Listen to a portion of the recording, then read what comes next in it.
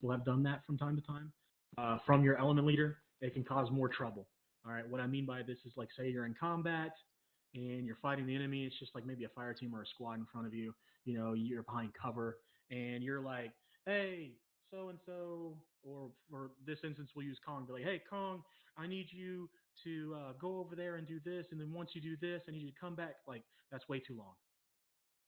Okay, it just needs to be short, it needs to be clear, concise. Right? Basically, hey, Kong, I need you to move over that bunker and lay down suppressive fire. That's all that should be said at that point in time. Okay, the clearest order to them. All right, next one. And this one right here, some of y'all are weak on this. Right? Decide quickly and act. All right. Again, that's called decide quickly and act. All right. You don't always have time to figure out the perfect way to approach things. All right. Being able to decide a good plan and get it put into play as rapidly as possible is more valuable than just spending a large amount of time thinking of the perfect plan and trying to implement it. All right. Do we all understand that? Yeah. Yep. So, for instance, we're moving, say we're moving through a forested area and we take fire. Okay. Instead of stopping by a tree and looking at your map and going, how can I take out these guys? It should probably, hey, let's get to cover. We get to cover, we lay down suppressive fire. Hey, fucking Bravo, move this way. Move them that way. You don't need to sit there behind the tree and just sit there and go, okay, hey, well, we're here. They're firing at us from this position. How many enemies are there? Oh, shit, okay. All right, well, maybe we can do... No, it just needs to be quick like that. Okay? You see the cover, get to cover. Once you get to cover, you're not getting hit. Make the next little quick plan. Okay? Everybody understand that. Because that has ultimately fucked some of y'all in the past. Okay? No plan is perfect. Any plan you make 90% of the time, as soon as a bullet flies by, it's out the window. So y'all have to understand that, okay? Everybody good on that? Yes. Yep. All right. Okay. Next one. And this is kind of important too. Task by name. Especially when you're in combat. All right. What I mean by this is instead of someone saying, someone needs to grab the AT, or hey, get an AT, instead of doing that and then having 2 out of like your 6 people stop shooting to pull out AT, you can just be like, hey, Hawk, get the AT, shoot that shot. Okay, it's clear and concise, and it let Hawks know that, hey, you're talking to him. It lets everybody else know you're talking to Hawk. Okay, and in operations over the last couple months, I've literally seen Jackal 1 and Jackal 2. Whenever y'all hear a vehicle, nobody even identifies what the vehicle is. If it's armored or a Warthog, everybody that has AT pulls out AT. That does not need to happen. Okay, and as a team leader or an element leader or an MSOT leader, not as much the MSOT leader, but as the element leader, you need to issue the task by name. Okay, so it is very important as a team leader to know what weaponry you have in your element. You need to know who has the rocket launcher. You need to know who has the explosives, who's the medic. Okay, so that way when something happens, you can just be like, Spades, I need demo here. All right. Hey, fucking Somnus, I need a rocket launcher. Take out that thing. Okay? That way it's fast. You don't have people sit there second guessing or what are we doing? All right? Is that good for everybody? Yep. Yes, sir. All right. 6th one. And this is the last one. Or no, this is not the last one. A couple more. All right? But the 6th one's a very good one. Avoid micromanagement. All right? And what I mean by that is leaders need to let leaders lead. Okay? Orders should be given that allow subordinates or basic troopers to get them done in a way that they deem to be the best. Okay, so what I mean by this is if Hawk is my MSOT leader and Hawk goes, hey, clear that building, it should be on that element leader to pick the subordinates to go and do that. And Hawk should not be like, no, don't send them. Send him. It shouldn't be that way. Most of you guys know that, but this is just an example.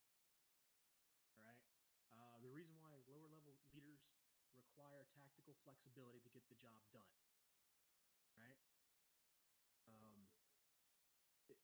It's better to give like guidelines to it. What I mean by that is say this is your OBJ area, this little camp, okay? And if you look at your map, what I'll do is I'll put a black line through the camp. Y'all can't see that. I'm sorry. All right, y'all see that now? Yep. Yes. Okay. And then if I was Hawk or if I was an MSOT leader and this was my objective, this Camp Pegasus, I would probably have both my elements split up. Okay, one come from the south, one come from the southwest, one try to come from well, that elevation is lower. Probably try to come in slightly from the north. I mean, it's going to be kind of hard, honestly. Hey, this is just an example. This is not how I would do this. Okay, this is just to give y'all a representation. All right, so one team come from this way. Say this now. Again, this is just an example. Okay, so I don't need people going. This is how I do it. Okay, and then headquarters team. Probably be like right here, providing support by fire. All right. Now, what this means by avoid micromanagement is the MSOT leader is already given the elements their objectives or their tasking. Hey, red team, you're going to come in from the north. Blue team, you're going to attack that part by the south.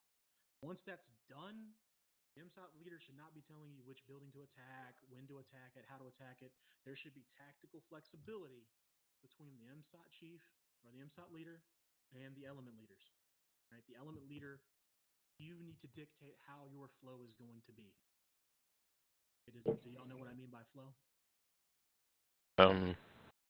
Do you mean in the sense of Bull gives the objective, and then I take the objective, and then I carry it on, and then it flows into everyone else without it having to stop.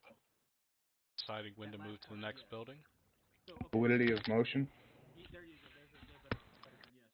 So when we, like an urban environment, like Camp Pegasus, right? Say we're coming in as blue, right? So when we come in, we can't just hit all these buildings all at once. So what you need to do is come up with a flow, a way to clear the buildings efficiently. So kind of like if you're going to come this way, if you're starting to go counterclockwise, stay counterclockwise. Okay?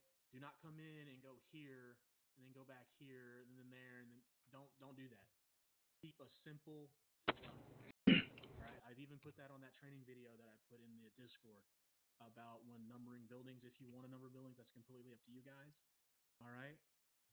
But when it comes to the flow, make sure it is easy to get from area to area without much hassle of getting shot. Okay. So if we come in here and we start going clockwise, all right, the flow needs to remain clockwise. Okay. That way you remember in your head, your subconscious, that way you remember which way you came in, what you have cleared and what you have not cleared. Okay? In several of streams, I've seen it sometimes where you guys are clearing buildings and they'll be like, hey, we're getting shot at from that building. But we cleared that building. And then when we go back and watch the stream, nobody ever touched that building because there wasn't a clear flow on clearing. Okay? Y'all understand that? Yep. All right. Yes. All right. Also, this is a big one. All right. This is a big one. And I want to say it like I'm shouting it, but if I was typing it, I'd put it all in bold letters. Right? Being a good combat leader means stepping back and allowing your men to do their jobs. What I mean by that is, yes, you are the leader, but it's not always on you to do everything. Okay? That's why you have men to do them for you. You delegate it down to them. All agree on that? Yeah. Yes. Okay. Makes sense. Okay, so when I watch a stream last night and I see a certain person clearing buildings kind of by himself and not waiting for any of his other members of his team to come, I shouldn't see that much more in a stream, should I? No. Okay, hope not. I called for my backup. My backup decided they had someone else as a friend.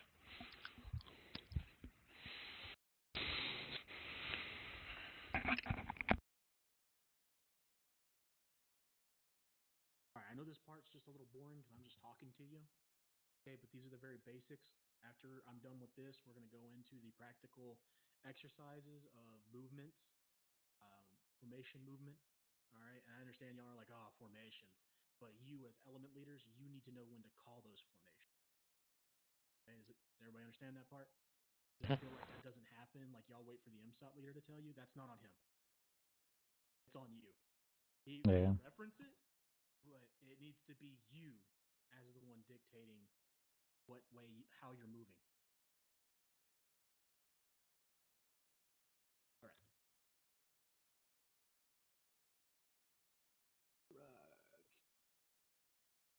What is the next one? Fuck. Oh, yep. Drop my goddamn pencil. All right. We haven't really practiced this one too much. All right. But you all need to be aware of it and cognizant of it. All right. The next one is exercise tactical patience. All right. Some of us process this a little bit faster than others.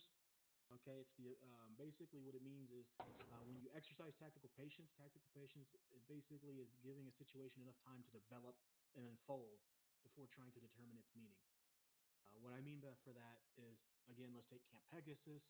You're attacking Camp Pegasus and an armored vehicle rolls up. All right. We don't know what the armored vehicle is there for. We know it's an enemy vehicle. All right.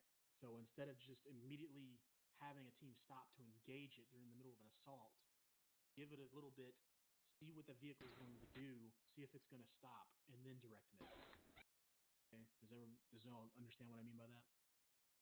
Yeah. Give it time for the problem to. Or a better one, I'm sorry. That is a mechanized vehicle. I mean, y'all probably think this guy's off his fucking rocker because I don't want to sit there and wait. All right. Let's say, for instance, let's use the map. Okay, let's use the map with a visual reference because I have to see things normally. All right. All right. Let's see the industrial complex to our south. Okay. Let's say we're at the industrial complex and we are defending it.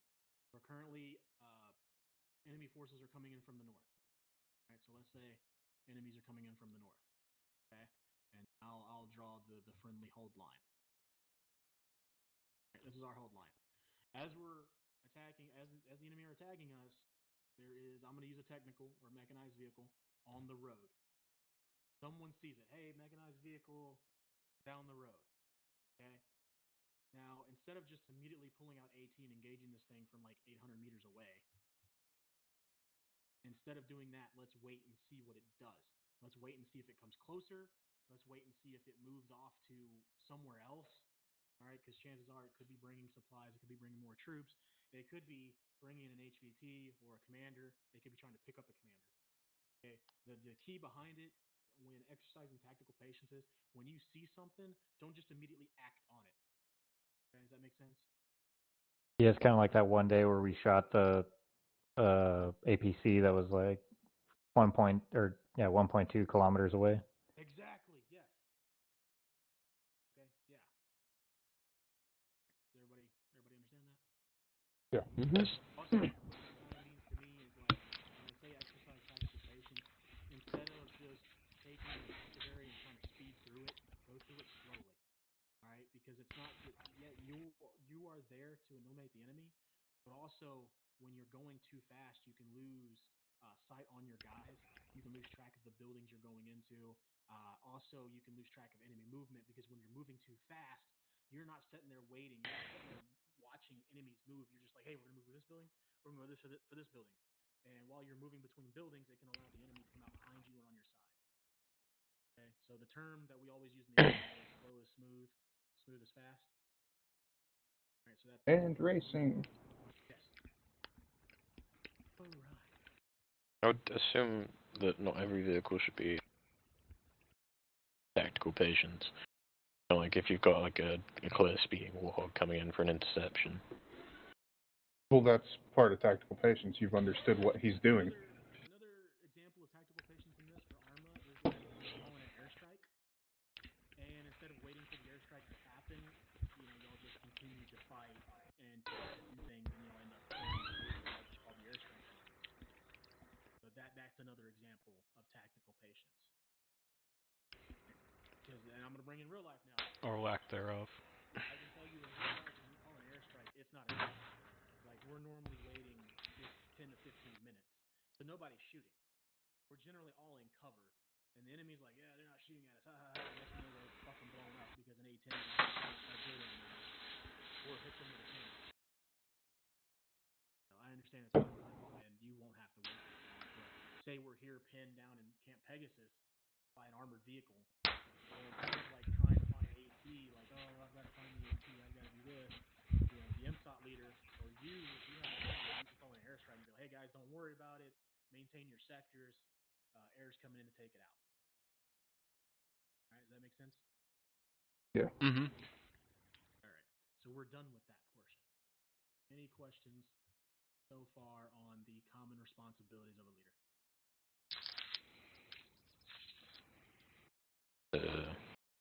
Might be a dumb question, but was there 7 or 8? I counted 8. I counted 8. Well, the part where I said being a good combat leader, that wasn't actually one of those. Those were Okay. kind of like a philosophy to follow on that one, or like not a motto, but like just something in the back of your head, you know. That's why you do this. But yeah, there was 7 of them. Okay, and some of these will actually help you out, Hans, in real life. Yeah, that's why I wanted to be here. Okay.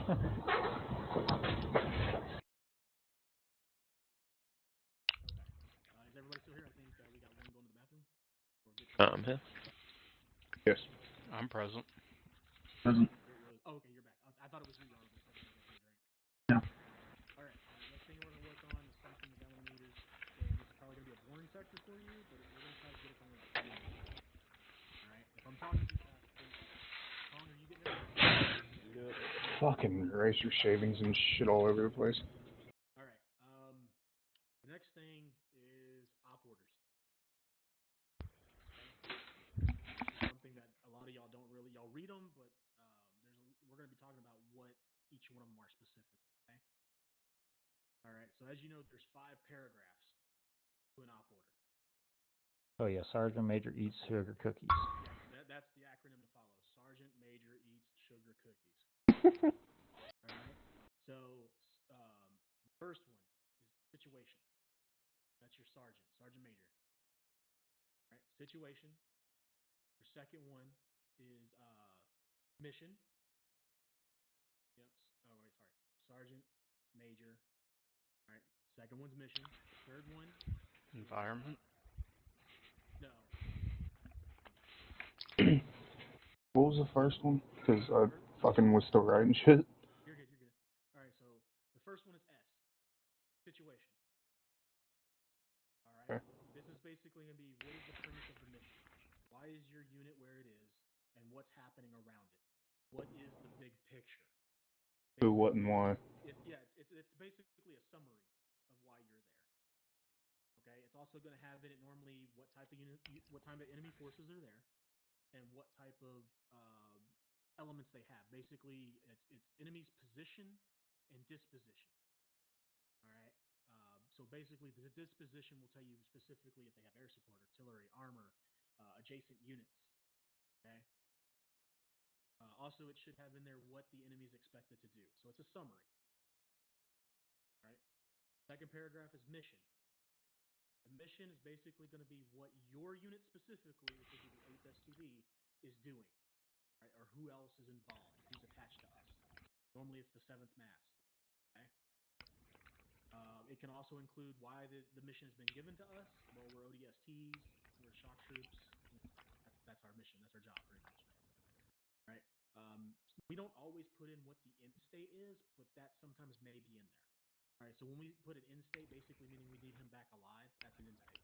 All right. Or all enemy forces need to be neutralized. That's an end state. Okay. Okay. Third paragraph is the execution. The execution is how you are going to accomplish the mission. Right? Or basically how the mission will be conducted. Hans, you know it as scheme of maneuver. Okay, you've probably heard that. Yep. Out there in PC. Okay, how will the unit get to the end state? How will they start and how will they finish? So I mean, some of you've probably seen an op orders at NLT no later than 2100 hours. Jackal 1 will insert by Falcon. That is literally telling you what you are doing. That's the answer to the test. All right. Next one, command and signal. All right. Since we switched to Acre, we really don't have to use this because just about everybody. Oh, sorry, I skipped one. My bad. That's the last one. The last one, I'm sorry. The one before that is logistics, or service and support. I know I just confused everybody. I'm sorry. I'm not bothered that you confused me. It's the fact that I don't have a rubber for a pen. I can't rub it out now. Oh, I'm sorry. So first. That's why I'm rubber, using a pencil. Yeah. First paragraph situation. Second one is mission. Third one is execution. Fourth one is service and support. All right. So service and support is 7th mass normally. It's your logistics. Where are you going to get ammo?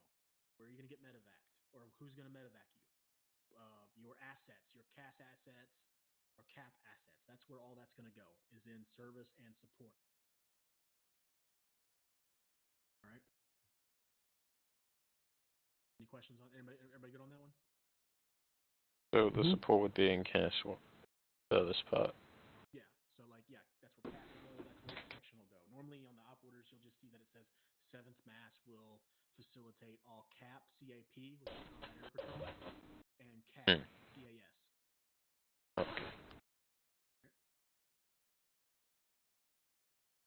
All right. Last one, which I messed up on. Last one is command and signal.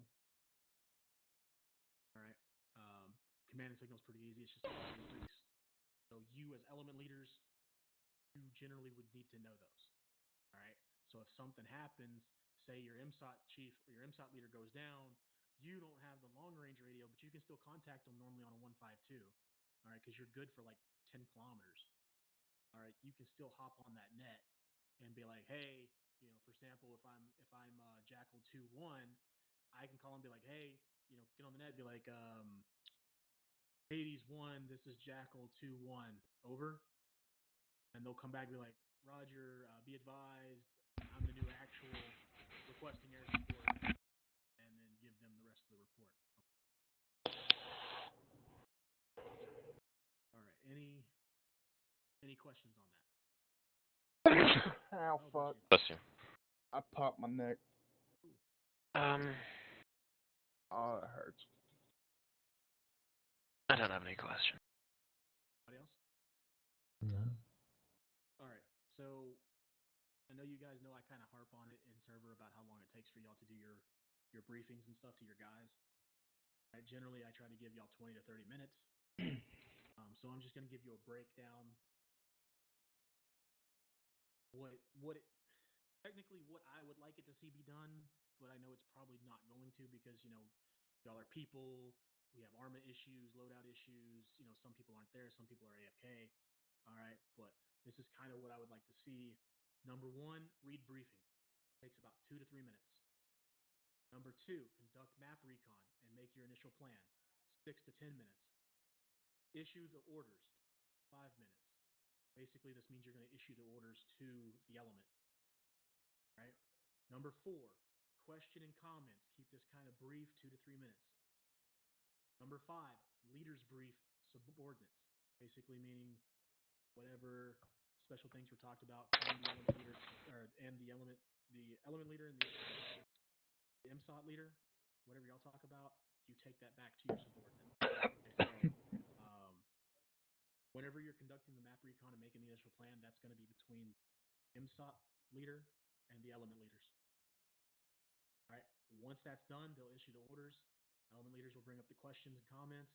Then once that's done, the element leaders will return back to the subordinates or the troopers and spend about 5 to 8 minutes doing that. All right. All right. Step off and begin the mission. I mean, overall, that's not even 20 minutes. That's what. Can we quickly go over the bullet points again? I got down to 2, but Okay. yeah, hand cramp. Number 1. Read the I'm recording this if you need to review it I'm later. recording it as well, but I want to write it down. Gotcha. And I feel like, we got time. Number 1, read the briefing. All right, this means you guys get on Discord and look at the op order. If there's not an op order, which we haven't been putting one out because not a lot of people read them. All right. Number 2, conduct map recon and make initial plan. About 6 to 10 minutes. All right. Number 3, issue orders. All right. Number 4, questions and comments. Again, keep that pretty low, 2 to 3 minutes. All right, because I know that turns into a good idea for time, and that takes up from 10 to 15 minutes. Talk about that. 5, leaders, brief, or subordinates. 5 to 8 minutes. Right. 6, step off and begin the mission.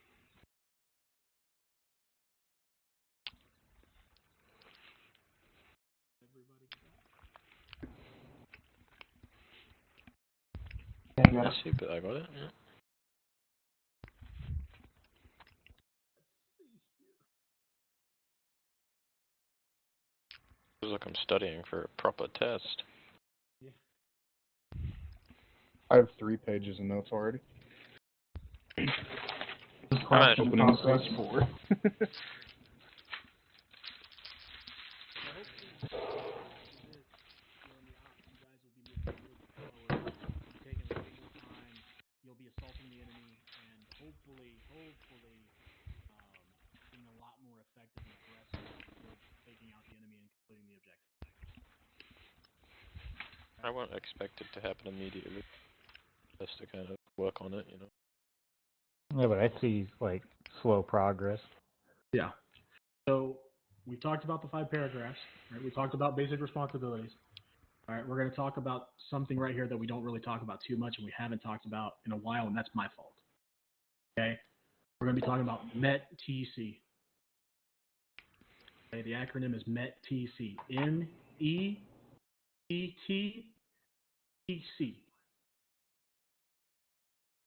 Okay, and this is a primary thing that everybody needs to consider when making the plan for your mission. MET-TC stands for, if you're ready, this is what it stands for. Mission, enemy, terrain and weather. We don't really care about weather, but terrain. Troops available, time, and civilians. We normally don't really care about civilians, but they're there. Okay? So again, that's mission, enemy, terrain, troops available, time, and civilians. Okay? So, I'm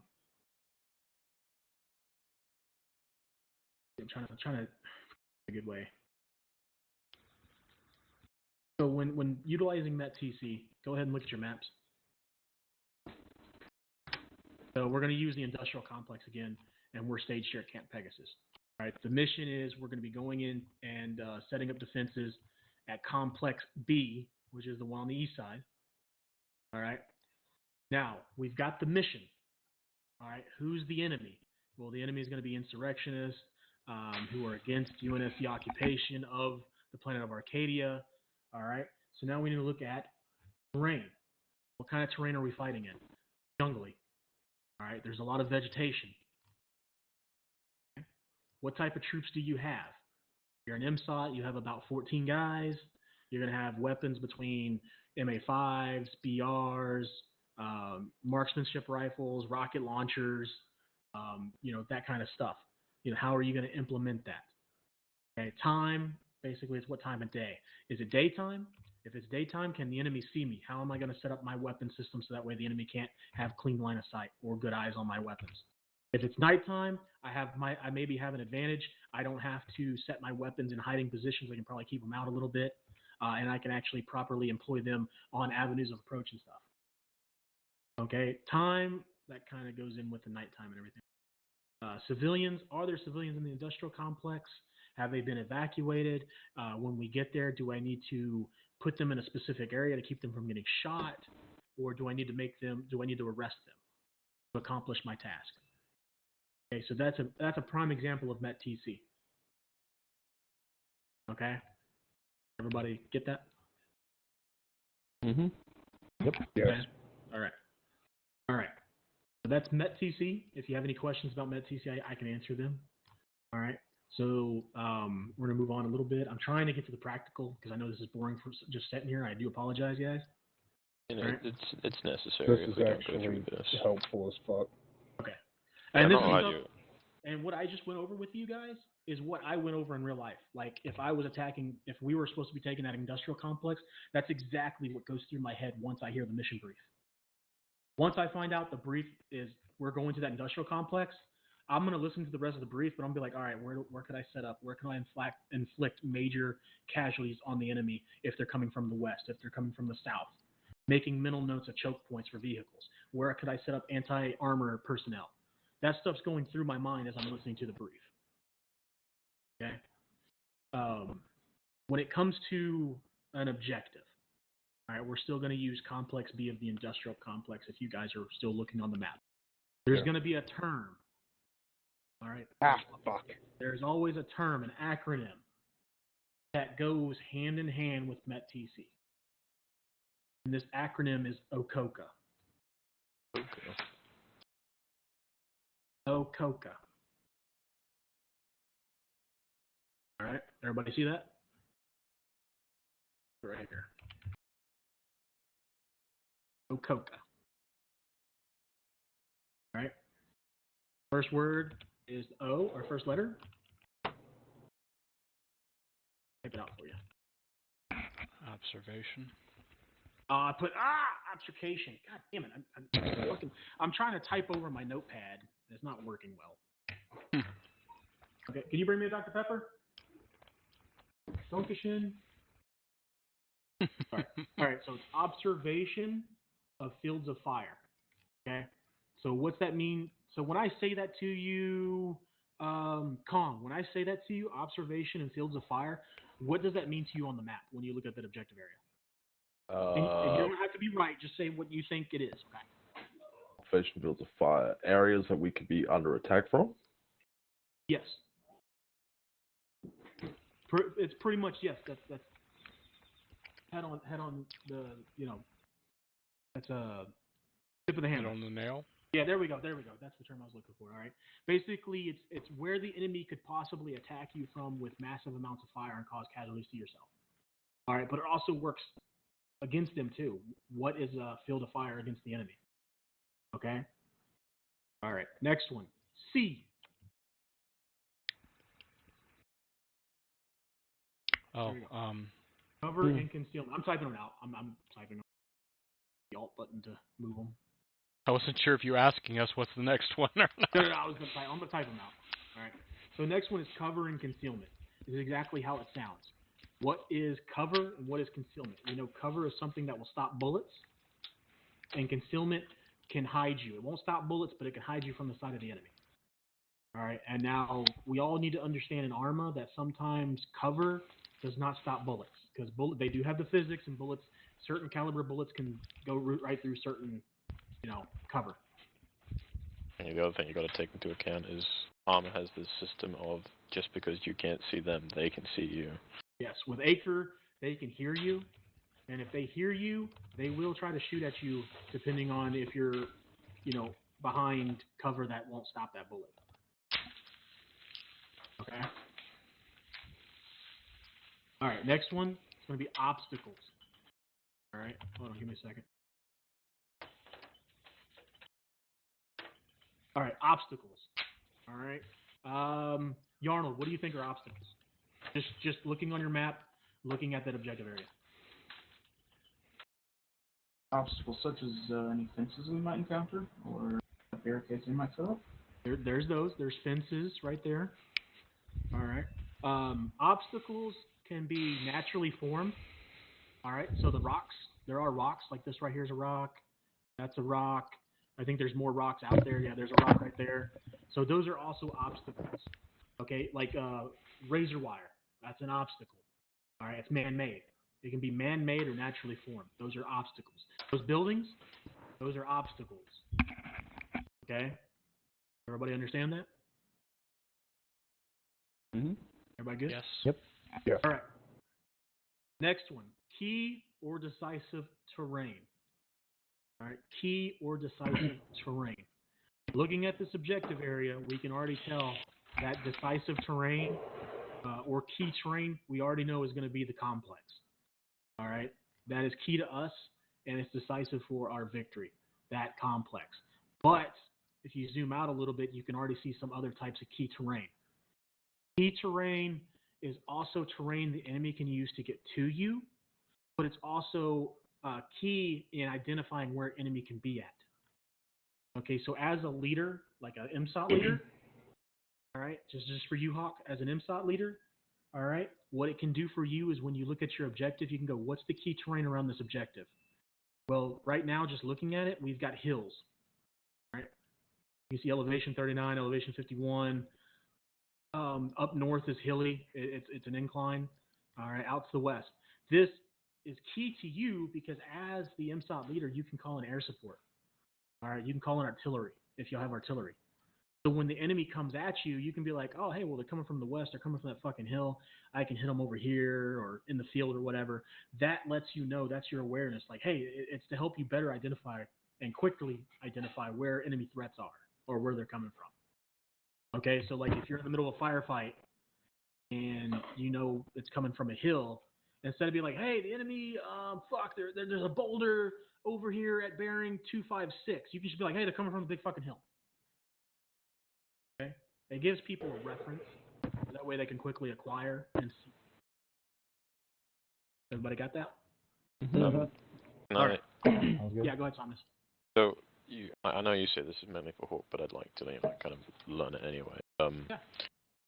But as a real off example, I remember a time when you were Zeusing, and because we're not on the map, I'm just gonna use this one example. Can't remember exactly, but I remember say Jackal one was here, and decided to, if there was terrain here, we decided to skip around this thing. I remember we passed the town or building, and we went straight to the industrial complex, say, and we cleared that out. And then I remember a lot of people getting angry because those people started coming from the direction we were in. And I assume the decisive terrain would be that the enemy had this, and they're now being reinforced. Is that? I mean, that is a type of decisive terrain, yes, because it's terrain that they hold. That by taking it, it could have crippled or really hindered them. But again, I wasn't there for that mission. I don't think. You were Zeusing. I was Zeusing? Yeah. Or was I helping Saber Zeus? No, I remember you were Zeusing. Oh. I just remember that you told us about it. Oh, okay. I have an example from yesterday's op if you'd like to share. If it's cool to share. Yeah, let's just keep it short though on these little things. For instance, yesterday's op when we were dropped off, we had a road, and on the south side of that road was basically a pretty steep hill. Mm-hmm. On the top of it, it continued on to being a hill. We did not approach the enemy through the road because that was a very clear avenue of approach. And we were able to use the terrain to kind of mask our approach by just staying in the defilade next to the road. Just as an example of how Okoka plays into our ops. Oh, okay. It wasn't it was more of an example. Gotcha. But yeah, you're right on that one. But on real quick, I'm going to go back to Somnus's. So ultimately, you guys bypassed the Icarus dockyard. Mm-hmm. And I'm guessing y'all landed, or what did y'all do? Use aircraft? I basically said, say this was like a load of a field or something, because we went straight round it and just hit the complex. But basically, what I was asking is it safe to say that we should consider where the reinforcements would be coming from instead of just assuming that we're going to get attacked from somewhere? Say, okay, well, they're most likely they're going to come from the southeast of Icarus Dockyard because it's a nearby fortification or something, and the enemy are most likely set up there as well as the industrial complex. Gotcha. Okay. So what I would say back to you is, did you have knowledge that enemy were at those dockyards? And if so, was attacking the dockyards part of the mission? Because if it's not really a part of the mission, and you guys weren't driving, then you would just focus on how like you would insert to the area and accomplish your mission.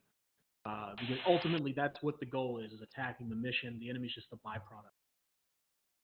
Does that make sense? Yeah. So like let's say right now, and we're gonna get back to you, Spades. I'm sorry. And say like your mission is the industrial complex, okay, and you are going from the Icarus airbase to the complex, okay, but you're not going to take ground vehicles because this road offers too much vulnerability against anti-armor and machine gun nests from the industrial complex. So you choose to bypass Icarus Dockyard and the checkpoint and come in from a more suited location, like say the east, you know, because there's the beach and everything. You can use the tree line to conceal yourself to get closer to the enemy. All right. So you move in, say you land, you move through the jungle, you actually move up on the industrial complex, you neutralize the enemy, but you should automatically, the MSOT leader should automatically have in his head, well, if there is enemies in these areas, I should probably position a team or an element to overwatch that to make sure while we're finishing up the industrial complex, we don't get, you know, waylaid by another QRF force or a force moving to support. Okay, does that make sense? Yes, perfectly. Hawk, that makes sense? Yep. All right. All right. Now, back to Spades. Fucking pencil. Back to Spades. So, you said there was a hill, and you guys went over the hill, or not over the hill, but you approached it from another way, the way the hill masked you from the enemy? Yes, I kind of want to basically say the terrain above the road was higher and the terrain below the road was lower, and it was significantly so. It was rougher terrain, so travel would have been somewhat difficult on it, but we were able to kind of follow near, but not directly in view of the road because the elevation change was severe enough that we could kind of tuck with the road, keep ourselves on mostly level ground, and approach without being in a very obvious avenue of approach, such as the road. Gotcha. Okay. But yes, that would have been good because you're you know, again, you're staying hidden from the road in case enemy vehicles come down that. But we'll talk about that real quick. So we're finishing up on key and decisive terrain. The last part, which is what he's kind of talking about, is avenues of approach. Okay. As y'all probably already know what avenues of approach are, basically it's the fastest way, method, or maneuver that the enemy can use to get to you, or you can use in a vehicle to get away. All right, so that means roads, trails, you know, dirt roads. What this also tells us is that's where the enemy could possibly put machine guns on to cause massive casualties, but also that's where you, if you're defending, you can set up a machine gun to cause massive casualties against enemies coming to your location, like a QRF force. Okay, so in our example of the industrial complex, Complex B, our avenues of approach are Hans. Sorry, my mic was muted. Okay, we can hear you. Avenues of approach would be blatant ones would be roads. But if you don't want to use a road, it's a bad one. So yeah, road from east or west, and then if you're coming from the south, you can use a road to the south. I wouldn't.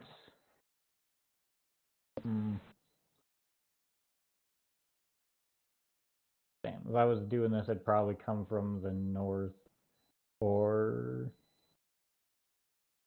Damn. Oh, fuck. Yeah, you could use this tree line here, if that tree line is there, because the map isn't always right. Okay. So what this should tell you guys as element leaders is wherever you're attacking from, say you're coming in from the north or the east, all right, and you guys are going to be stationed in the north or set up security in the north, what this should tell you is maybe your heaviest weapon system should possibly be watching these roadways. So when you're setting security as an element leader, when you stop movement, your job should be, hey, Hawk, you got the AT, watch the road. Hey, Yarnold, you got the MG, watch this road. Okay, you spread out your hardware. All right, that way if you have the AT and they're watching the northeast, and you got an MG watching the northwest, and a tank comes down the northwest, you just swap them. You say, hey, Yarnold, go to northeast. Hawk, come over here with the rocket launcher. Get ready to take out that tank. Okay, that makes sense to everybody? Yep. Yeah. Yes. That way you don't have what we have in operations now, which I'm not trying to accuse anybody. I'm not trying to offend anybody. From what I see from Zeus's view is you guys will be setting security, but as soon as a tank runs down, everybody from one side will shift to the other side to face the tank. And then therefore your whole right side there's no defense, and sometimes y'all get shot at from the right, and you get shot in the back. So instead of doing that this time, you can, as element leaders, you can assess, hey, there's a tank coming. I have, let's say, Magic has the AT. I'd be like, Magic, hey, shift over here, switch with Yarnold. He's got the MG, and kill that tank. That way, none of your security is breaking down. You're maintaining your security to neutralize a tank. And then, when the tank's neutralized, you can keep them there. But as long as you're watching those avenues of approaches, all right, and you got security pulled, I can guarantee you guys in operations, y'all are going to live a lot longer. All right? Everybody good on that? Yes. Yep. All right. Sweet. Guess what we get to do now? We get to do Page 5. the practical exercise. Woo-hoo. Yeah. All right. So now at this time, everybody can go to the box and get a rifle. There's only one in there. All right. And just get standard 10 magazines. That means you're going to have one in your rifle when you pick it up. That means you're going to have 9 magazines in your vest. All right. Go ahead.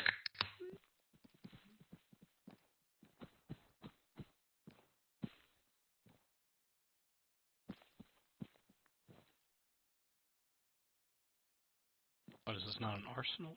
Get a rifle. No, it is. There it is. It's up at the top.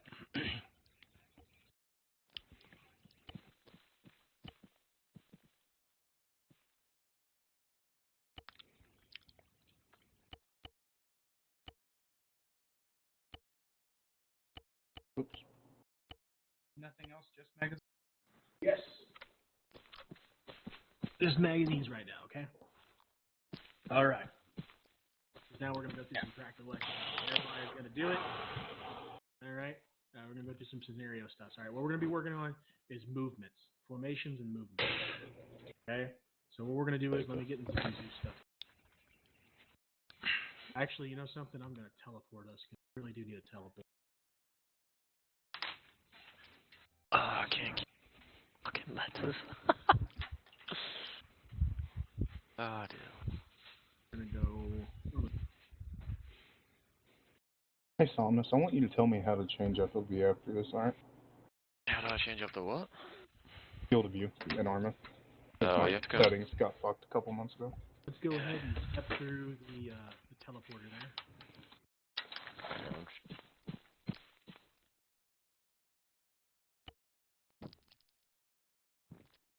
Greetings, stranger. Hello. Hello. All right. Everybody. What is going on with Somnus isn't here yet. No, he was. There's Kong. I think we're waiting for Somnus now. Sounds like he was getting some cookies or biscuits. Biscuits? I like cookies. Biscuits. All right. So what we're gonna do is I'm gonna put some cover out here for us. Just to quickly answer your question, Magic, we're gonna have to go into the. Yeah, I know. Yeah. I remember that. I just don't remember which file. But we'll worry about that in a little bit. All right. Tactical.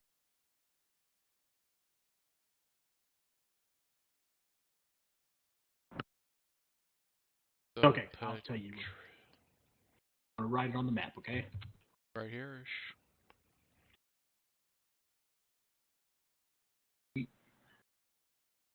Toot toot. Oh yeah, I forgot about a toot. Exercise without troops. There you go. Sorry, I'm tooting. Okay? I paid attention last time. All right. So anytime you do anything on a map and you're not involving yourself doing it, it's called a toot. All right. This is actually a staff sergeant term that they have to learn. All right. So E6s. All right. So what we'll do right now is a toot. We're going to do a tactical exercise without troops. I'm going to move this out to the side.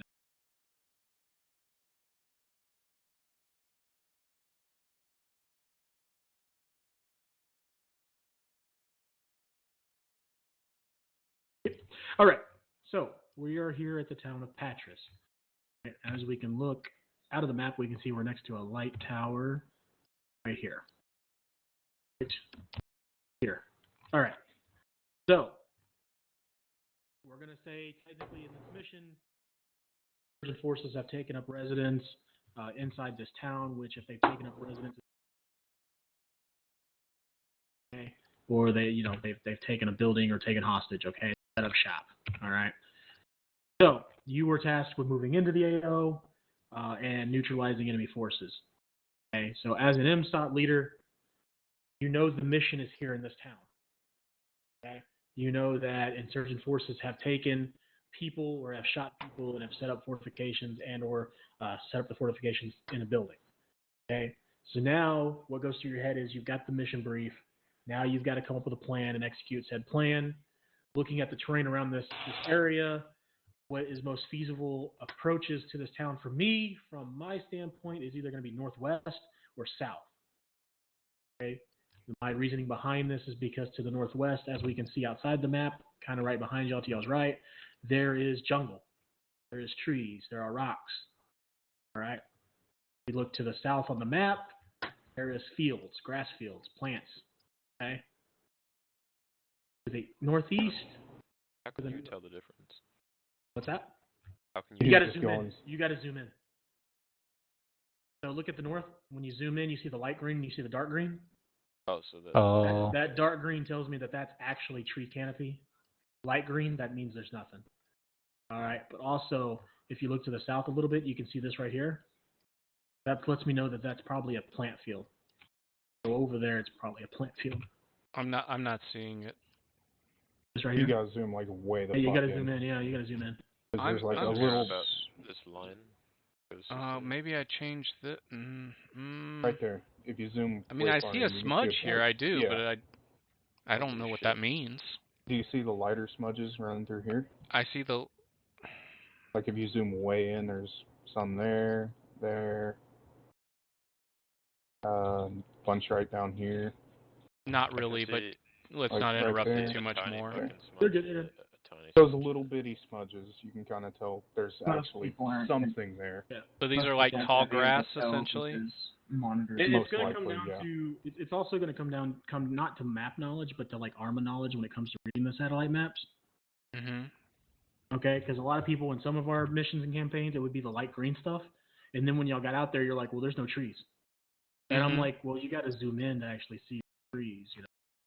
Yeah. And they're like, No, I always "Oh." thought green was foliage. Like, I mean, I can see that it's darker over here and lighter in Okay. here. If you want to step up to the teleporter and teleport to the southeast one. Okay? Thank you. It'll say.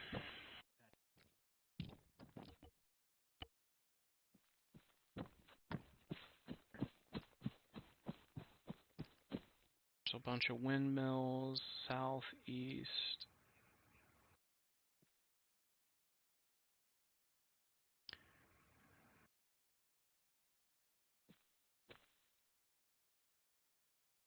Mhm. And we're right about here's then. Okay. Okay.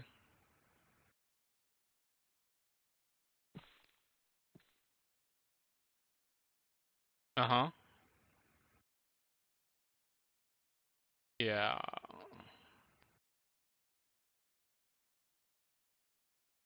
Mhm.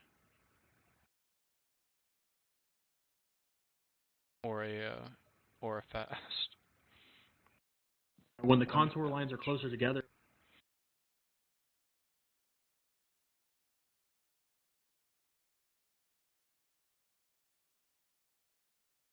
To know which direction it's going.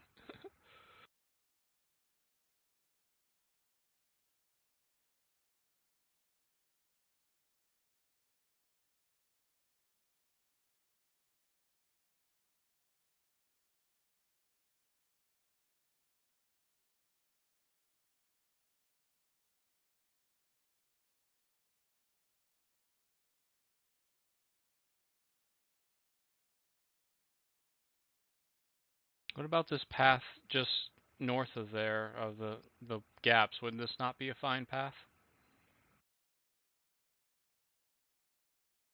Okay. Well, I mean, yeah, we could... Well, and then I guess I'm on this trail. Oh, well.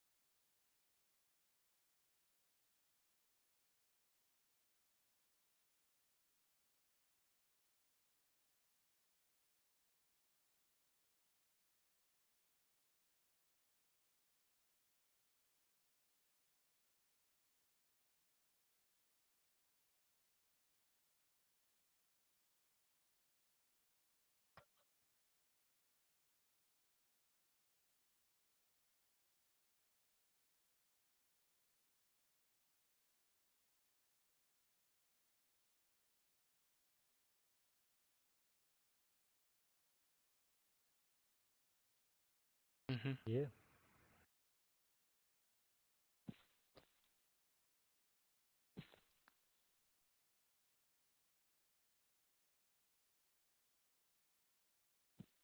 The other Patras one.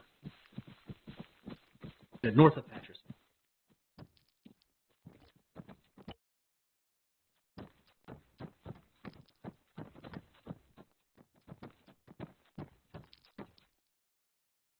Like,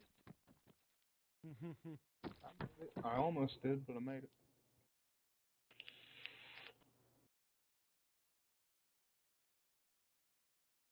generally, y'all are doing a lot better now. Y'all are calling out the enemy. Y'all are, normally destroying the enemy. But what we're going to talk about today is moving techniques. Okay. Now, what we generally don't do is when we move out in our MSOTs, normally it's just two formations, and then the headquarters is either behind those formations or in the middle of your formations. All right, we're going to talk about those, but we're going to talk about a easier way, or not an easier way, but a better way, or possibly a better way, depending on the situation. All right, does anybody here know what bounding Overwatch is? Yes. Yes. Spades does, Kong does. Okay, so bounding Overwatch. Let's say Spades your team, and Kong your team. Okay. Mm-hmm. Hey Zoe, can you turn it down a little bit? Thank you. Sorry, she's watching My Hero Academia. It's a good show. I heard it. All right, so Kong, go ahead and step forward, like right here. Okay, so now guys, think of this as a little bit larger scale. All right, Spades is Alpha Team, or let's say Kong, you're Alpha Team, Spades is Bravo Team. Okay, so now you don't have to get into a wedge, man. You're an actual team. You're not just yourself right now. No, I know. I'm just moving myself. Okay, so what happens is and then let's say fucking Johans, you're the headquarters, so you're going to be in between Spades and Kong. Oh, okay. So, okay, now think of these guys as actual teams, not just one person, but they're teams. Okay, so what will happen is bounding Overwatch is Kong. Y'all are going to move out, but Kong's going to stop when he gets to a certain area. Normally, that area is going to be dictated before you get on the ground. Those are like your ORPs. Okay, so let's say hypothetically Kong's moving along, he stops. Now Hans is going to move up to Kong, and then Spades is going to move up. Keep moving. All right, so now we have two teams at one spot. Now what's going to happen is Spades is going to set up. Okay, or actually better yet, Kong's team, since Kong's team's the first one's there, Kong's team's going to set up security. Now Spades' team is going to move out.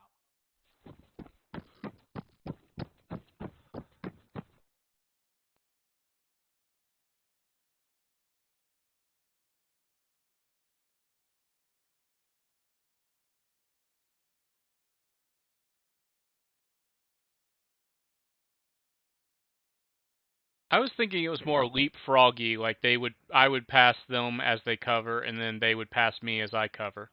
I mean, that's, yeah. You can do that too, but the reason I had them stop is because they don't always get their security set up by the time you get there. Right. Okay. So yeah, but pretty much that's what it is, a leapfrog. The reason you do that is because it provides more security as you move. You can also use this in a fallback scenario too.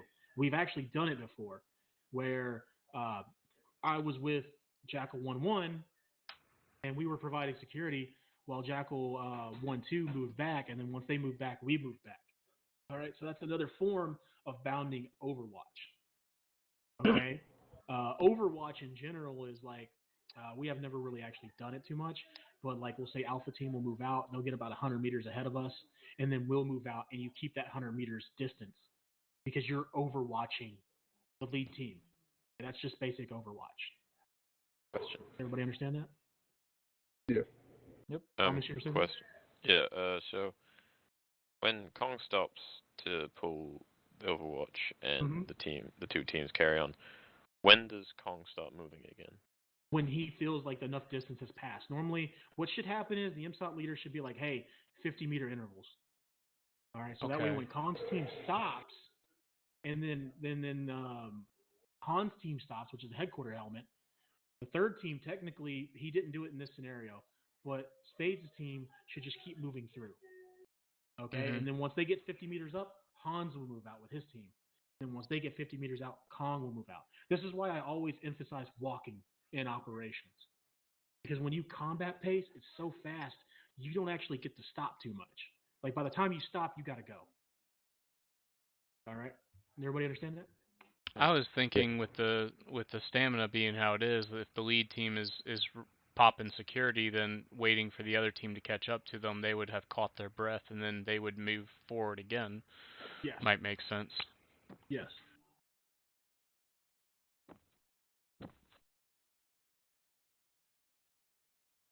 All right. Okay, so now we've talked about bounding Overwatch a little bit. All right.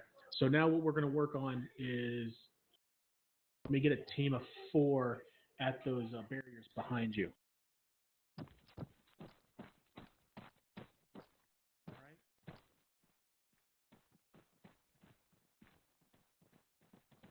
One more over there. Okay, so everybody can still hear me. Okay, for this instance, Magic's going to be in charge. This is a scenario. You're coming from the jungle to the barrier, so you'll start here at the barrier.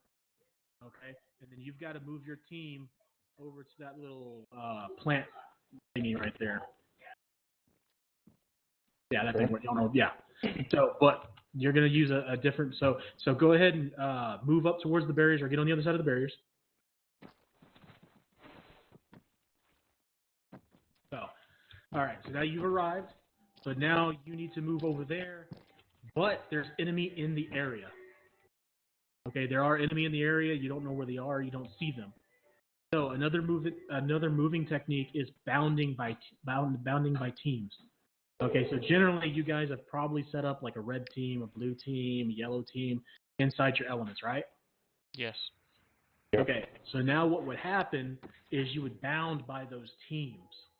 Okay, I don't see this happening too much in operations. Normally it's just like all y'all kind of just busting ass across the open to get to the next cover. But this is another movement technique.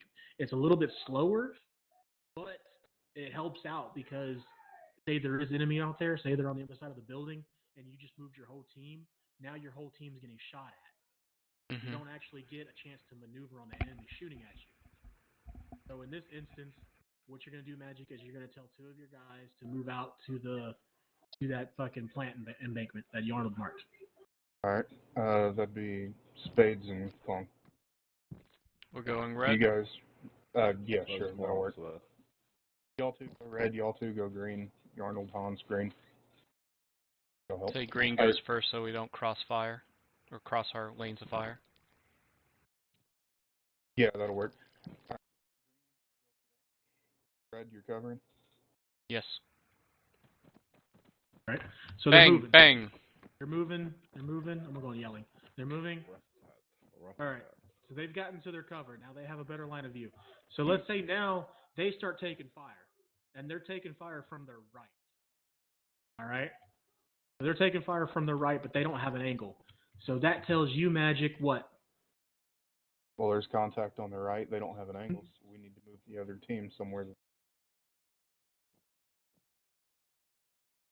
Exactly. Where are you going to move? You can just tell me where you're going to move. Contact to the right, engaging All right, with very the good. large palm. Yes, very good. All right, go ahead and move. Moving.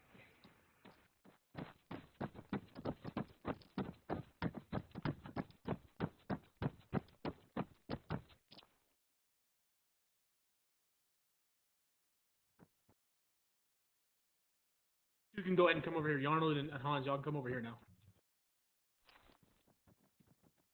All right. So now you've gotten to your cover. Okay, they're still suppressing. All right. But now you need to move up on the enemy and try to kill the enemy, right?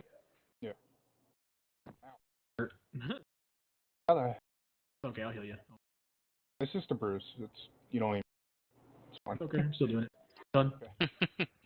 What the fuck? I thought I was going to fuck up with the I'm Heskos. going to place just a target over there. All right. So what you're going to do now is you three will go ahead and move up while Yarnold and Hans are providing cover. Okay? Yes. I'm not saying, I'm just going to put a normal target, okay? It's not hidden or anything. It's just there firing at them. Now you guys are going to move up.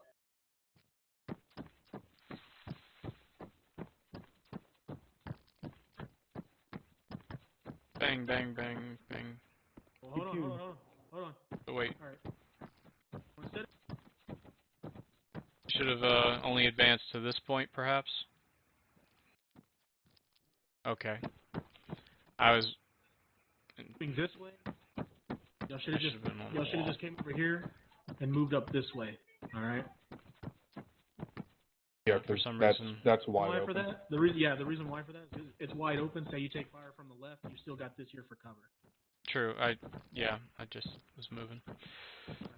Being sloppy. All right. Now y'all are moving up slow. Kong's gonna check these corners. As y'all are moving up, he's hearing the gunfire. All right. At this point in time, Hans and Yarl are gonna stop firing. All right. They're gonna cease fire. All right. Y'all are gonna go ahead and move up and then kill the enemy. So in this instance, Kong's gonna move up and then button hook right. What are you gonna do, Kong? No. Oh. You're just gonna stop. You're stopping. You're providing security down this alley, down this avenue. So get closer to the wall to your right. There you go. All right, Magic. You can go ahead and move past him. There you go. And then Man. you can stop back. You're still holding the security. Okay, okay. But in So I this would be here. In this scenario, Magic, it would probably or Kong out front. We don't Yeah, want to put our yeah. element leaders out. I thought you were gonna have Spades move first, honestly. I got you. No problem. But yeah. So this would be theoretically this would.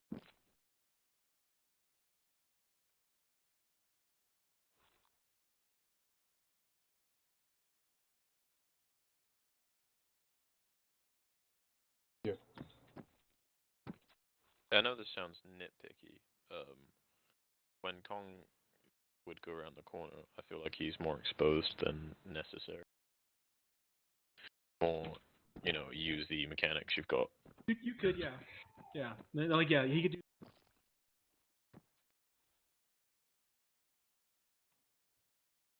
But this is just, a representation of what it would look like. And then once they've killed the enemy, as the element leader, which is Magic, he should know, hey, we took contact from here, so most likely the enemy's this direction. So at this time, he'd probably call Hans and Jarl to rejoin.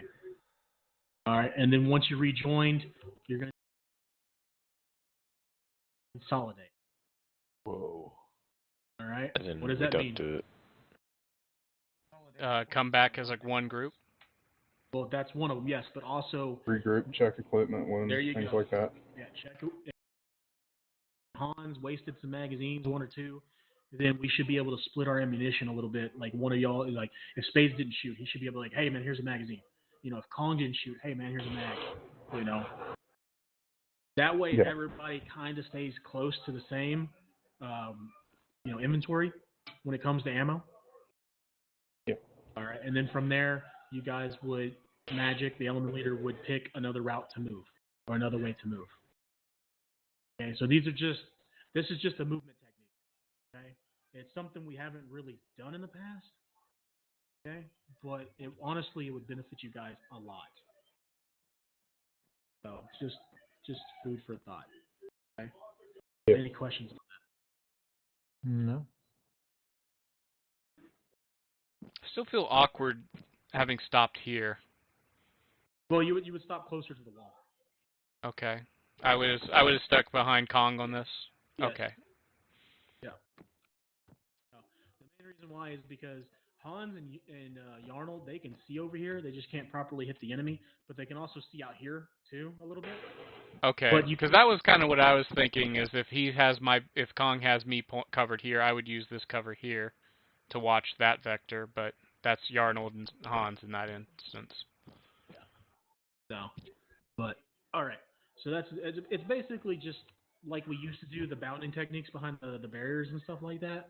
It's like that, but I like doing it here because, as you can see, the city's not really asymmetrical. Sometimes Or you're not gonna really symmetrical. Oh yeah, sorry, it's not very symmetrical. Yeah, I appreciate that it throws a little bit of a wrench in my plans. Yes, yeah. So when it comes to bounding and stuff, you've got to be able to adapt. Right? You've got to be able to adapt to the terrain. Sorry, Okay. What's up? I accidentally pinged you. Oh, I didn't hear nothing. All right. I was fucking with my head. All right. So.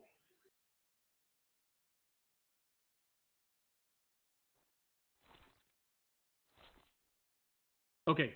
As element leaders, all right, you guys need to realize that when you get hit with a situation, you've got to be able to quickly think and move around it.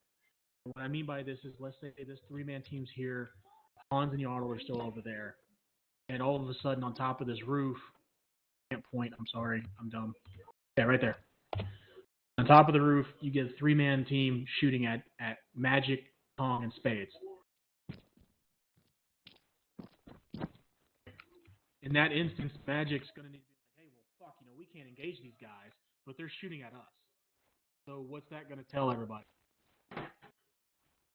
That we need to move up. There you go, Hans. Need to move up, or? Yes, but here's the thing. How are you going to move up there? Look at your last position, and then look at where the enemy is going to be firing from. There. We could hug that wall because they can't see us. Okay, yes. Now, the reason why you would hug that wall is because we don't know what's on the other side of that building.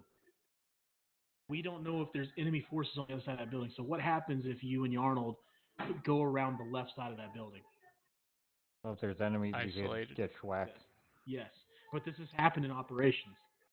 I've seen it to where teams will do that. They'll be getting engaged from somewhere, and they'll go around a building or whatever, and they'll get engaged by enemies they never saw, and they'll take casualties. So now we've got more casualties. Okay, so you guys see where I'm coming from on this, right? Yep. Yes. Yeah. Okay, so we'll say Hans and Yarnold, y'all move down to this little crook in the wall, or the right there. Okay, the enemy's still focusing on Magic, Spades, and Kong. All right. So at this time, what could happen is Hans and Yarnold, you guys can lay down suppressive fire and smoke grenades, and then when you do that, the enemy is going to probably focus on you, right? Yep.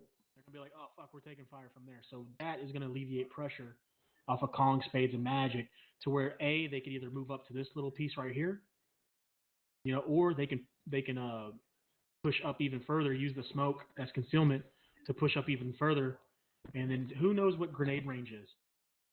35 meters. Yes, 35 meters is hand grenade range. So let's say you guys move up to that cover right there. You could literally just throw hand grenades up on top of the roof.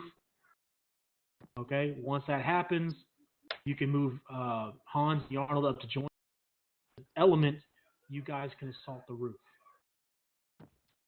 Okay, Yes. it's super easy and simple. All right, but you as element leaders, you need to have that going through your head. Because every situation is, every combat situation it's a beast. It's constantly moving. Okay, everything is constantly moving, and always attack one thing at a time. What I mean by that is if those enemies are shooting at you and they shot at you first, and you start moving across this cover and enemies shoot at you from over there on those buildings, you shouldn't stop and just start engaging those enemies. You need to take out the primary threat first.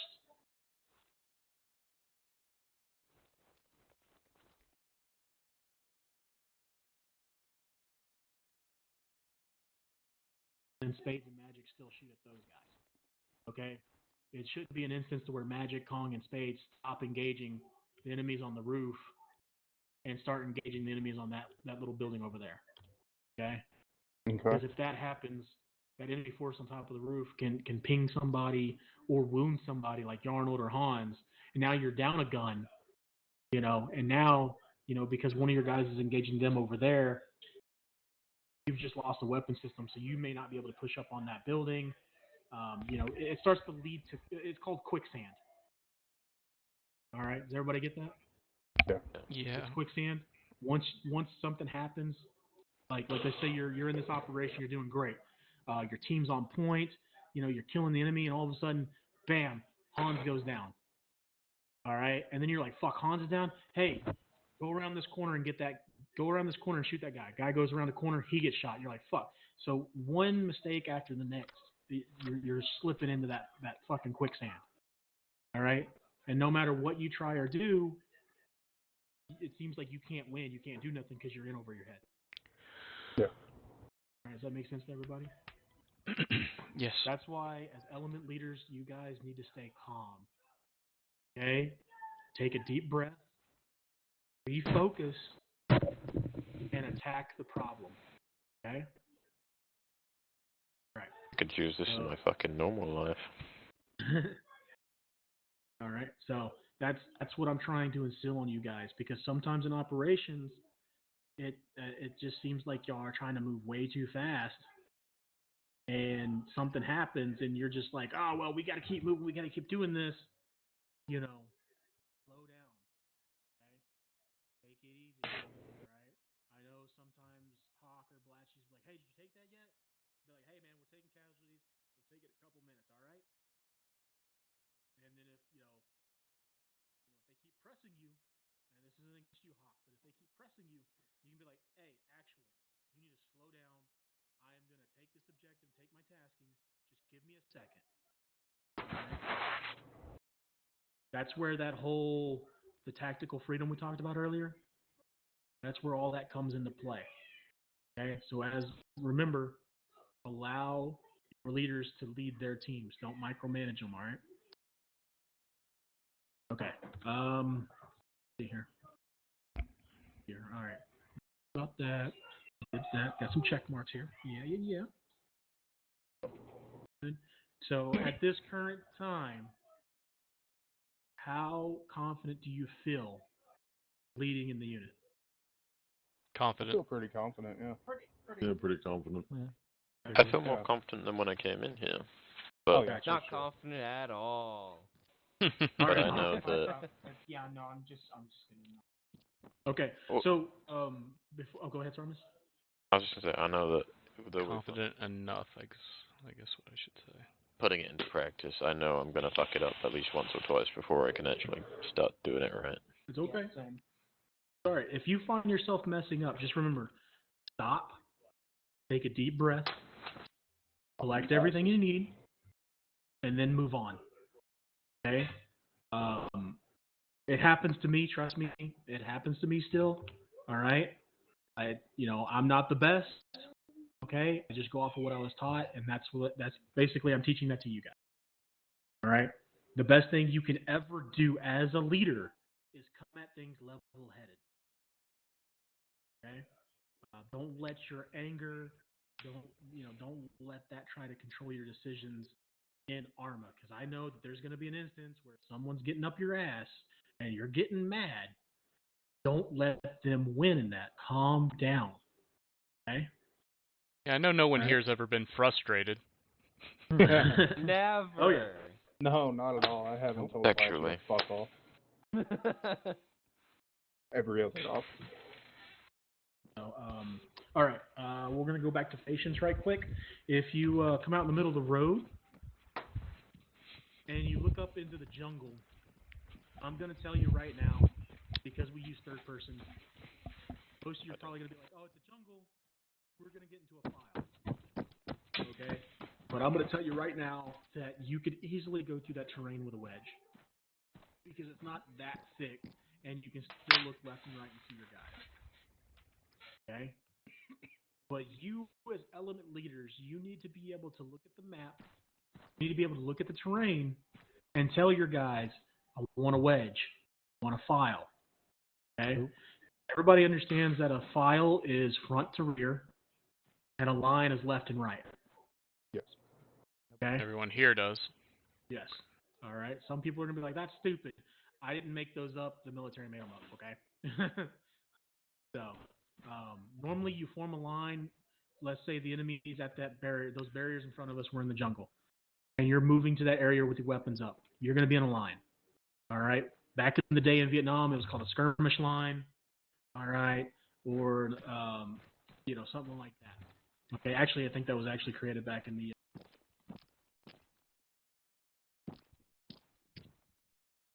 Probably back British side. No, a file is front to back, and a line is left and right. But I've been telling these fuckers for years, and they won't listen. And they know it's not right. I'm like, yes, it is. He says it's right. Wait until you tell them what a column is. No, Oh, then boy. they freak the fuck out and their brains melt. What's a column? So a column Is a file but longer. Yes. File, but longer. Normally a column involves platoons. It involves many of the squads. A column is essentially 2 files. Oh my Yes. god, I can comprehend that. No, that's Magic. Like that's this. a staggered column.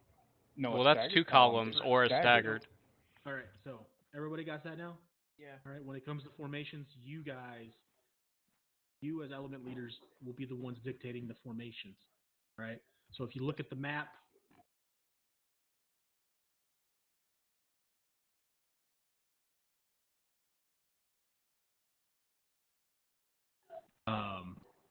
That did.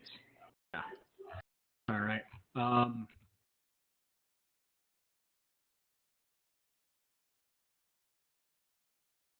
People. No, he told me that a file was what you would use to travel, and a line is what you would potentially use to attack a town. Yes. Yes. Yeah, it could be like that. It could be like I said, those barriers, like a entrenched area. You know, you bring all your elements online and move forward and attack it.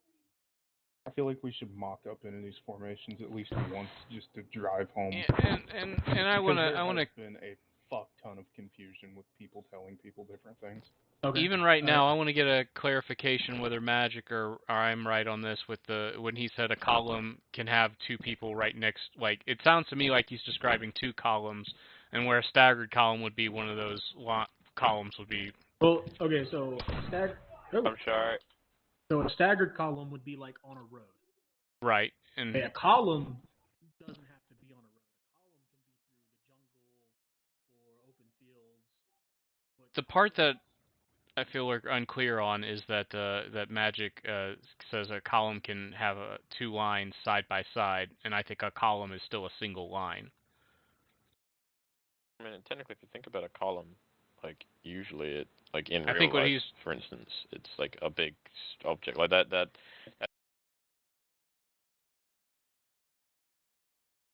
So Sure. the column has 2 sides. That's how. But yeah, again, I would describe that as 2 columns. So when so I know what you're talking about because when you do formations, there's a column. Particularly in Arma base game, it seems to be defined that way. Yes. So when you're a column in the military, you're not like a combat column. You're not marching. You're actually moving through areas. Your columns aren't exactly straight. I'm going to let you know this right now. Like, not all columns are straight because of MET-TC. Okay. But, yes, so in instances, yes, you can have multiple people, like, staggered behind each other, kind of, or offset. Does that make sense? Sure. Yeah, if you look at the map, still I think we just should drew mock out into four separate formations. We have the wedge, file, line, staggered column. In Arma base game, in my understanding, a non-staggered column is just a stretched out file. Yes. Is what I'm saying. What would you use? Find one. What would you use the echelon formations? Hills. Hills. I could put a picture of the squad column fire team wedge in. I mean, what folk could do right now is just spawn in some squads and tell them to get into formations too. I'm gonna link it in the channel. we have this elsewhere, I'm sure. Great. There you go. This is a tactical column. Go. What the fuck? This looks different. Yeah, this is a type of column. It's a tactical column. They're using modified wedges, which is the diamond. Okay. The reason why it's a column, the reason it's why it's a column and not like a wedge is because it's like an entire platoon. They're moving in one direction. Gotcha. So it's like some baby wedges and baby files broken up. Echelons would be mostly used on hills. All right, and the reason why is because sometimes on hills, it's kind of hard to describe. Like I need to be like on a hill. Actually, hold on, let's just. Like, but an echelon's just an L-shaped thing, or no, it's not. It's like a diagonal line. Diagonal line. A bunch of all his old like half a wedge. Here, hold on. I can show you. Half a wedge. All right, look. Gotcha. Look at the map. Yeah, look at the map. All right, and you look at the hill just to our southeast. This one right here. Y'all see that where I'm pointing at? Okay. Okay. So let's say our route of movement. I'm gonna use a purple. Our route of movement is this way. All right. Mm-hmm. All right. So our echelon would be like this. Mm-hmm. And we would be moving that way. The reason why is because if enemies come up on top of the hill, the only thing they're really going to... Yeah, they're only going to see this guy first, most likely. Or they'll see the last guy first. They generally won't see everybody in the middle. I was thinking it was because this guy is farther back, his head will crest a little later, even though he's higher up. Kind of, yes. But like when you're looking down a slope, most of the times you're going to see is the thing closest to you and the thing farthest away from you. Okay? So that's why the echelon, that's why when you're going this way, it's best to put your echelon like that. All right? Because if you reverse it and he shoots this top man, now everybody has to move backwards instead of forward. Okay? Does that make sense to you? Yeah. You might have lost me there, but I'll review it until I get it. Okay, Basically, do you mean the front guy should always be going forwards? Yes. So, like, let's say the blue one is an echelon left. I can't remember if that's right or not. But these are the two different types of echelons. The white one... Well, left would be over here if we're facing this way, so... Yeah, so let's say we're moving and the guy shoots the white one. He's right here. Now everybody has to move this way, right? But they basically have...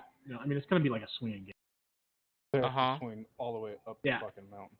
Yeah, whereas in this one, they can just all run like in a straight line. And the reason why is because the enemy's in front of them, not behind them. They're still going to form a tight firing line there. Yes.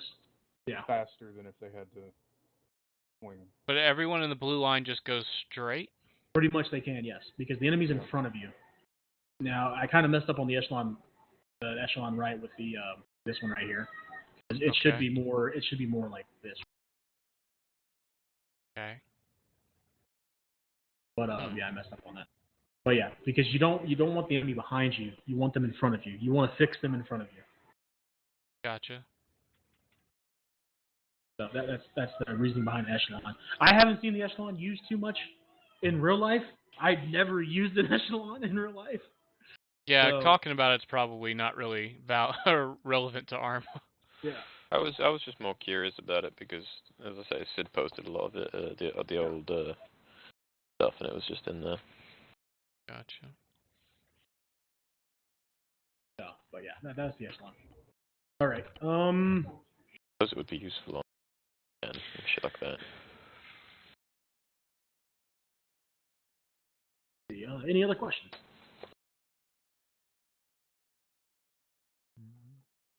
All right. So Just a little recap. When we first get in the server, you guys are going to know who your teams are, who's in your team, what weapon systems they have. All right? You're going to have your brief. You'll brief your guys. All right? If you want to do a back brief is where you ask them questions about the briefing that you just gave them. Okay? So, like, if I gave you a brief about, hey, we're going to this town, we're going to kill these guys, and we're going to capture this HVT, codenamed Snakebite, you should be able to go, hey, Hans, where are we going? And he should be like, oh, yeah, we're going to this town. All right, Hawk, why are we going there? Oh, well, we're going to kill or capture this guy named Snakebite. Okay, sweet. Magic, how are we getting there? Oh, we're taking 2 Falcons to get there. That's kind of what a back brief is. Okay? And I know we don't really do that because I've literally listened in Hawk's video. People asked like 3 times why they were going to the 3 yellow boxes. So, yeah. I mean, I asked during the brief, to be fair, and I got I got the answer then. So if anyone asked after that, then they must have missed it both times. What are we doing here again? Yeah, I'm pretty sure. While we were in the fucking boxes. But yeah, he answered my question at the brief. So I mean, even if I missed it then, if I have to answer the question in brief, that's fine. It's brief point. It's brief time. Yeah. If I have to answer it while we're actively there, my God, somebody wasn't listening. Someone was not listening or they forgot. All right, I assume that then comes into the, where the fuck did I write that down? Also, something I didn't cover, when you are giving the brief, you need to be transparent on everything. Because if you go down, your men should know what they're there to do. Okay? If we're supposed to be moving to this town, Patras, to kill the enemy, and Magic goes down, and he's not dead, he's just unconscious, and his other 2 or 3 members are like, well, what are we doing? Why, Then I fucked up. Yeah, then it should be like, well, we're here in the town of Patras to kill or capture an HVT. We're attacking from the south. So that should tell us that the friendly units or adjacent units should be here in the south with us attacking. Okay? But that should how it's gonna that should be how it should be, but I already know it's not gonna happen that way because you do have those people that aren't gonna listen. They're either AFK in the bathroom or they're getting something to drink. Okay? So yeah, again, MSOD leaders, let your element leaders lead. Okay? Element leaders, let your troops do their jobs. Don't try to do their jobs for them. Okay? Another thing, remember the Met TC and the Okoka. Okay? Planning, remember to be clear, concise, and have brevity when giving out your orders and talking to the guys in your sections. Okay? There's some more things I need to say. I'm just forgetting them right now. Level-headed. Always stay level-headed. Okay? If someone is in your element, someone's in your section, and they are not listening to you, you need to let your MSOT leader know or the Zeus operator know so we can either correct them or kick them out of the server. Okay? Because you are the element leaders. They should be listening to you. Okay? If they do not want to listen, then they do not need to be here. They do not need to be in the operation because the more that they mess with your command, the more that the mission's possibly going to suffer because you're going to be trying to focus on them to get them to do something right, and you're going to get a casualty, or you're going to be a casualty. Okay? And then it's going to cause us more time to accomplish the objective, and people are just going to get mad. All right? Trainings, if you guys ever want to do trainings with your guys, you can get with me, you can get with Duck, you can get with Sid. We can put the training server up so you guys can get on the training server and train as a team. Okay? You can train as an MSOT. It's up to you guys, all right? Communication is 100% key when it's time to be the element leader or the MSOT leader. You need to communicate with the other leaders of your sections and joint sections, meaning Jackal 1 talking with Jackal 2 or Jackal 1-1 talking to Jackal 2-2. Okay? Remember, when it comes to fighting, you don't need to be first. Okay? You do not need to be the first one going through a door. You do not need to be the first one rounding a corner. Okay? Your element members are your weapons. Okay? Yes, you have a rifle or a BR or something, but your element members are going to have rocket launchers. We're going to be bringing the M73 machine gun back in. Oh, You're going to have that. Okay? You're going to have, you have grenade launchers. Some people have grenade launchers. I don't see those used too much. That's because they kind of suck. But, yeah, I mean, it just takes practice. Well, the individual grenade launcher, I should say. Okay. I got put off using the grenade launcher by Kahuna after I saw him try to bombard a town with it that we weren't even attacking. Kahuna was a dumb fuck, alright? Okay, well, don't worry about Kahuna. Kahuna's not here anymore. He can't hurt you.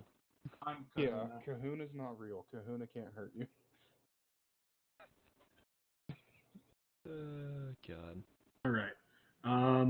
At this time, this is pretty much all I got for you. I do know it's been kind of like an hour and 45 minutes long. All right. It's fine. I just hope that what we went over today helps you in server.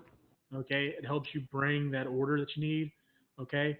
Also, remember, I'm going to bring this up real quick. I'm sorry I'm bringing it up right at the end.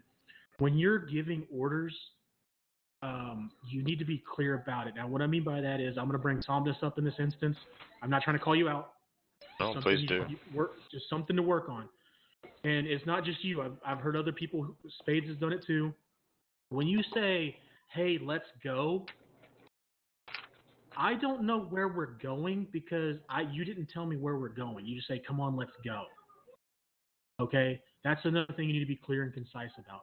If you receive an order, let's say Hawk gives Somnus an order, hey, I need you to move northwest to those buildings. Then you need to echo it. Hey guys, listen up, listen up. This is what we're doing.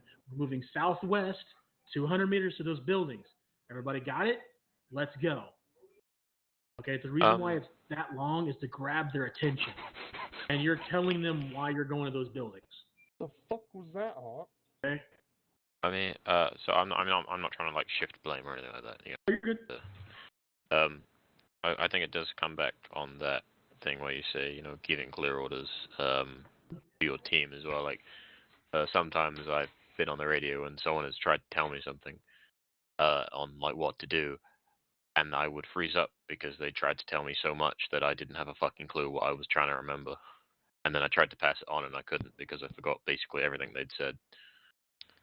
I think it was Duck who's done it a few times to me where he's just given me a paragraph and it's just like, Okay. Clear. Well, hopefully after Concise. today, hopefully after today that, you know, he'll shorten that. But I know it's in real life too. Yeah. I needed to, I probably needed to hear that because I assume when we have a line, a path, and I'm like, okay, we're done holding this position, let's go. This whole time I thought that was sufficient. Like, I repeat myself when I notice they're not coming along, and I'm a little confused why they didn't hear me the first time. Yeah, and it's confusing for them too because they're like, well, where did he go? I don't know. And then you come back and you're like, why are y'all here? It's like, well, you just said, come on. Like, I don't know where you went. I don't know where we're going. The line we've been following this whole fucking time is what I want to say. Just that simple thing. If they like let's say Floppy's telling Yarnold, hey Yarnold, we need to move out. Yarnold should be like, where are we moving? Where the fuck are I moving, Floppy? Yeah. And Floppy should be like, well shit, we're moving up to those buildings. All right. Then Yarnold should be like, hey guys, listen up. We're moving up to these buildings directly to our north. And the reason why he's saying north is because if someone didn't hear everything of what they're doing, they heard north. You know. So that way they can be like, oh well, shit, we're moving north, and they just start moving north. But yeah, just remember when you're given the order, just relay that to your guys. Hey, I like to tell them what we're doing, so that way they don't ask me. And I did that in real life too, because people would do it. They'd be like, hey Ramsey, Wildstorm, what's up? Hey, need you to move up to the barracks building over there and pull a security at the end of it. Roger. Hey guys, we're moving up to the barracks building. We're gonna pull security. All right, Roger that. Because if you don't tell them, you just be like, hey, we're moving up to the barracks building. Why? Why are we going to the barracks building? That's stupid. Well, we're going up there to pull security. Oh, okay. Well, I'm guessing there's something I don't see, so we're going to pull security. Yeah. You know. So just give a little description if you have to. Questions. Yeah, that's why you tell them what you're doing. So that way, when they ask you a question, well, why are we going there? That's what I was fucking told. We're going there to provide security, so probably some bad guys up there. Answer the questions before they're even asked. Yeah. I mean, it'll help in that, yes. There'll still be somebody to ask a question. Trust me, you always get questions. And we're gonna move north. What way are we moving? What Yeah. did I just say? Yeah. What did I just say? It happens. It happens. But that's pretty much all I particularly got the tonight, why. guys. We're moving west. I'm gonna hold another leadership training thing next Sunday also. Okay, I haven't got my work schedule yet, so once I get my work schedule, I'll be able to have more of these, scheduled throughout the weekends or the week and everything. Okay. Right. Hopefully tomorrow I finish my training and I'll get told where I'm working. I get my uniform and I can go work. But all right, guys. Hey, thank you guys for coming out. I got y'all's names written down and everything like that. Hopefully y'all find this helpful, and hopefully this coming Saturday you guys can implement some of this that y'all learned. Now remember, y'all are element leaders. All right. If you feel like somebody's not listening to you, you need to check them. Okay. What I mean by that is you need to have a backbone and be like, hey, I'm the element leader. You're the medic. Be the medic. Okay. It is your job to lead. It is not their job to second guess you or raise questions. Okay, that's something in the unit that we need to get a handle on, because I see it in operations all the time where people want to second guess or be like, well, we should do this. Well, then you as element leader should be like, hey, I'm the element leader. I am leading right now. This is what we're going to go do. All right, you can bring it up at the AAR. All right, but today you're a machine gunner. Be a machine gunner. Okay. All right, that's pretty much it, guys. Thank y'all for showing up. Y'all have a good night, and let's have a great fucking week. Yes. Woo! Titties and beer. Yeah, how about Oh shit! Sorry. Bye. Have a great time. That's where that got to. Oh. Damn, there's Never